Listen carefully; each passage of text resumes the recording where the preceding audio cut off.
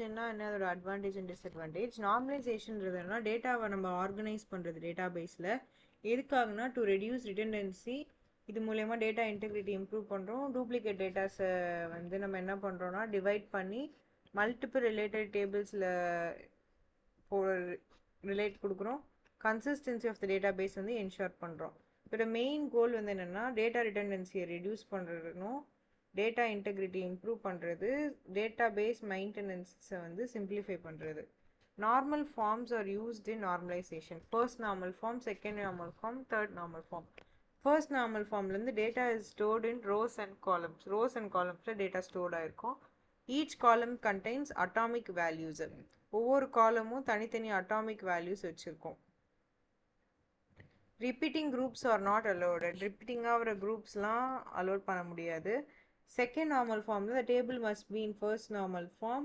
All non-key attributes must depend on completely primary key. எல்லா non-key attributesமே primary key தான் depend பண்ணி இருக்கணும். Third normal ஃபார்மில் இது செகண்ட் நார்மல் ஃபார்மாக இருக்கணும். No transitive dependency. They should mean no transitive dependencies. ஓகேவா? எக்ஸாம்பிள் வந்து product ID, quantity value, sales time. Table after normalization. Store ID, store name, location, region. This remove repeated store informations and improve data consistency.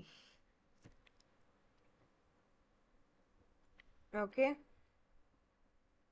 இது வந்து என்ன சொல்றாங்க, ரிப்பீட்டாக வர டேட்டாலாம் தேவைப்படாது அப்படின்னு சொல்றாங்க. Advantages of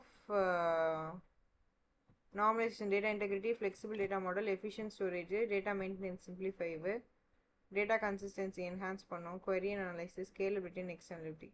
In complexity, query performance, data integrity, storage and disk, historical data, ETL process, flexibility வந்து analyze பண்ணுறது.